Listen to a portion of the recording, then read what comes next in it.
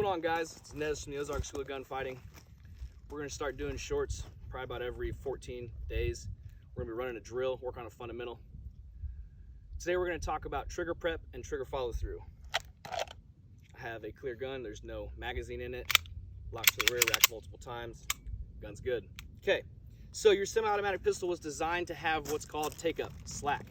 Okay, what that does is when you take that all the way to the wall, that stopping point, that lets you know that you have 1/10 of an inch left to go. At that 1/10 of an inch, which usually takes about 1.5 to 2 pounds, the gun's gonna go off. What I normally see on my range and what normally takes place is, boom, the gun goes off, the recoil takes place, the sights resettle, everything's ready to go, and then I hear this click. And then they have to redo the whole process again. That causes a lot of excess movement, causes misses. There's no need for that. What should take place is, boom, the gun goes off. As soon as that gun recoils, you should be off the trigger and back onto that wall.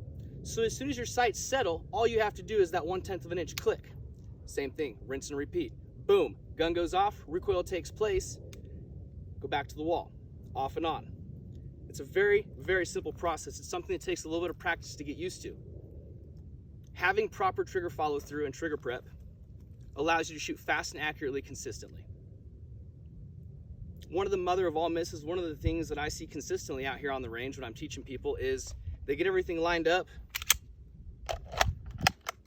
they sight in, their sights are settled, now. And what that causes them to do is flinch. So they get everything lined up and they're so excited to hit that perfect shot and boom, they end up flinching. They shoot low and left or low and right, depending on if they're left or right-handed shooter. Once we go through and talk about trigger prep and follow through, and I have them run this drill we're about to go through, that usually solves this issue. At least they understand the concept. So what drill we're gonna run today is called the figure 8 movement. What happens is when you're looking at your sights down your gun, you always have a little bit of movement. You're never gonna be exactly where you need to, and you don't need to force that shot to happen. So what I have here is an A-zone, it's a piece of steel. I've got 15 rounds. I'm gonna stand about 10 yards. I'm gonna go ahead and make ready. I'm gonna sight in.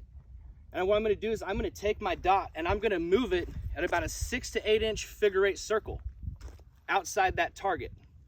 And I'm gonna have that trigger prep. So every time I come within that target, I'm gonna go ahead and make a shot and I'm gonna hit. And then as I move outside that zone again, I'm off back on. So as soon as I come back across that second line of that figure 8, I'm taking another shot.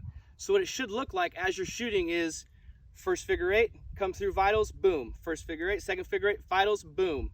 Boom, boom. This is going to help you learn that you don't need to be exactly where you need to be aiming, that if you have proper trigger prep and follow through, you're going to have consistent hits, and this is a good way to drive the concept home.